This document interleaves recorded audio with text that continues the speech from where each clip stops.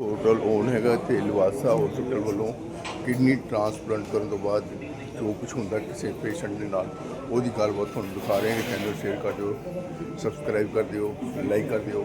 ਦੇਖਦੇ ਹਾਂ ਲਵਾਸਾ हॉस्पिटल ਕੀ ਕਹਿੰਦੇ ਨੇ किडनी ट्रांसप्लांट के बारे में।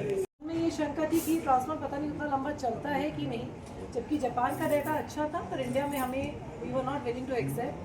तो वीर सिंह जी को हमने काउंसिल किया एंड ये हमारे थर्ड पेशेंट थे जिनके ऊपर हमने ये किया। अब तो हम ऑलमोस्ट जैसे डॉक्टर साहब ने कहा 172 एग्जैक्ट केसेस कर चुके हैं।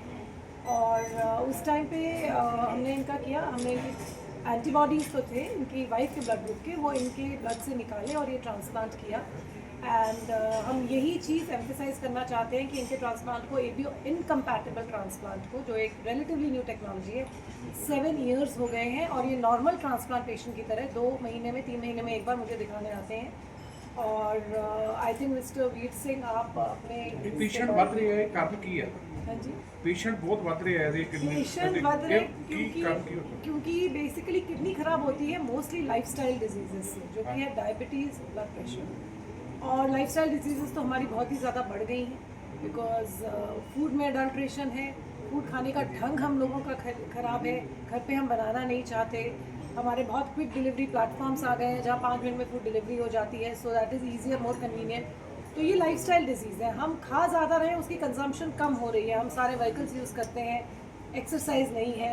सो दिस इज़ द रीज़न कि lifestyle diabetes, blood pressure is the commonest cause kidney failure का। और जब वो बढ़ रहा है, डायबिटीज़ तो इंडिया एपिडेमिक हो चुका है, तो वो बढ़ेगा तो किडनी की प्रॉब्लम भी अपनी बढ़ती जाएगी। और थर्ड है पेन किलर्स, हम लोग ओवर द काउंटर केमिस्ट से जाके जो पेन किलर्स ले लेते हैं, वो भी किडनी फेलियर का एक बड़ा ही प्रोमिनेंट कॉज है। मैडम, अगर डोनर नहीं है तो फिर वो आदमी क्या करे? देखो, डोनर अगर नहीं है, एक कुछ उसकी 2-3 चीज़ें होती हैं। एक है कि डोनर एक आध है फैमिली में, लेकिन नंबर 1 ब्लड ग्रुप नहीं मिलता, तो उसके 2 तरीके होते हैं। एक तो स्वैप गवर्नमेंट ने लीगल कर दिया है, जैसे सपोज एक फैमिली के ब्लड ग्रुप एक का डोनर चाहिए, दूसरे को बी का चाहिए, तो गवर्नमेंट ने वो लीगल कर दिया, वो आपस में कर स्वैप करेंगे। दूसरा ये जो नई टेक्नोलॉजी जो हम बोल रहे हैं एबीओ इनकम्पैटिबल। तीसरा अगर नहीं है तो आप कैडेवरिक के लिए नेटो में रजिस्टर कर सकते हो, तब तक ट्रांसप्लांट चलता, डायलिसिस चलता रहेगा। एक बार नंबर आ जाएगा, हालांकि उसमें टाइम लग जाता है 2-2.5 साल, पर तब तक डायलिसिस चलता रहता है। डायलिसिस भी अगर अच्छी तरीके से हफ्ते में 3 बार करवाया जाए तो उतने 2-2.5 साल निकल जाते हैं और फिर वो कैडेवरिक ट्रांसप्लांट में नंबर आ जाता है। मैम, ये टेक्नोलॉजी कब आई? ये टेक्नोलॉजी अप्रॉक्सीमेटली इंडिया में हमने इनका 2017 में किया तो 16 में, बट बहुत कम सेंटर्स अभी भी नॉर्थ इंडिया में, इन साउथ इंडिया में भी बहुत कम सेंटर्स कर रहे हैं जिन्होंने ये एक्सपर्टीज़ इवॉल्व की है। और आई थिंक अप्रॉक्सीमेटली गिने चुने 7-8 सेंटर्स ही हैं जो ये टेक्नोलॉजी कर रहे हैं ऑन अ रेगुलर बेसिस। अच्छा, अगर बात करें खर्चे की, कितना वो खर्चा आ जाता है एक पेशेंट को?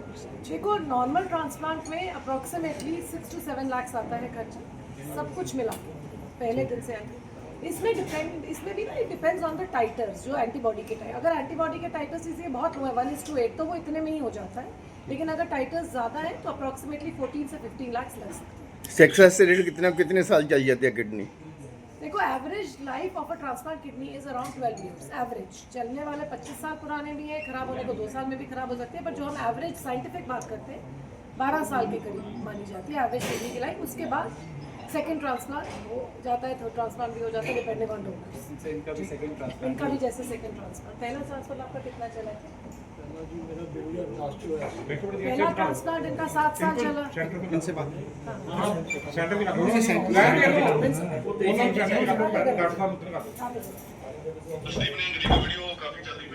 अच्छा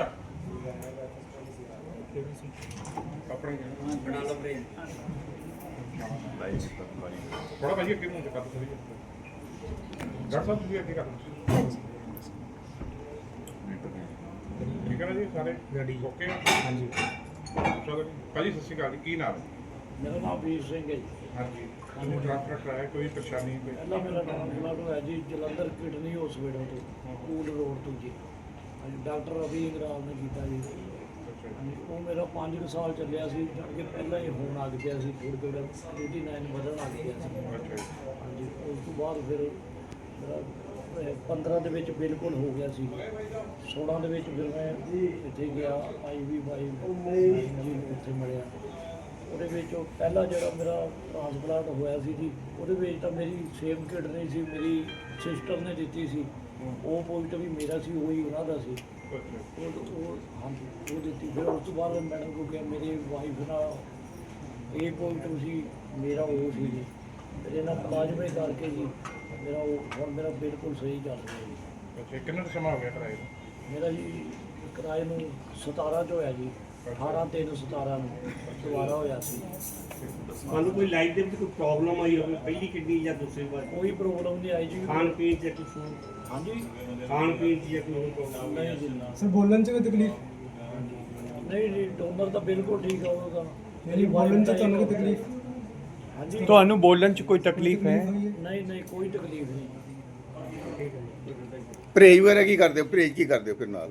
ਤੇ ਤਾਂ ਬਾਹਰ ਦਾ ਹੀ ਨਹੀਂ ਖਾਂਦਾ ਘਰ ਦਾ ਤਾਂ ਜੋ ਵੀ ਬਣਦਾ ਉਹ ਖਾ ਲਈ ਜਾਏ ਇਸ ਤੋਂ ਬਾਅਦ ਤਾਂ ਮੈਨੂੰ ਮੁੜ ਕੇ ਕਦੇ ਬੁਖਾਰ ਵੀ ਨਹੀਂ ਹੋਇਆ ਹੈਗਾ ਜਾਂ ਕੁਛ ਬਿਲਕੁਲ ਸਹੀ ਕੋਈ ਨਾਲ ਦਵਾਈ ਵੀ ਖਾਣੀ ਪੈਂਦੀ ਹੈ ਤੇ ਹਾਂਜੀ ਰੈਗੂਲਰ ਚੱਲਦੀ ਹੈ ਦਵਾਈ? ਹਾਂਜੀ ਕਿੰਨੇ ਕੁ ਦੀ ਹੁੰਦੀ ਮਹੀਨੇ ਕੁ ਦੀ ਦਵਾਈ? ਹਾਂਜੀ ਮਹੀਨੇ ਕੁ ਦੀ ਕਿੰਨੇ ਕੁ ਦੀ ਹੋ ਜਾਂਦੀ ਹੈ ਦਵਾਈ ਜਿਹੜੀ ਖਾਣੀ ਪੈਂਦੀ ਨਾਲ ਚੱਲ ਜਾਂਦੀ ਹੈ ਜੀ 2500 3000 ਦੀ ਹਰ ਮਹੀਨੇ ਯਾਨੀ ਕਿ? ਠੀਕ ਹੈ ਥੈਂਕ ਯੂ ਥੈਂਕ ਯੂ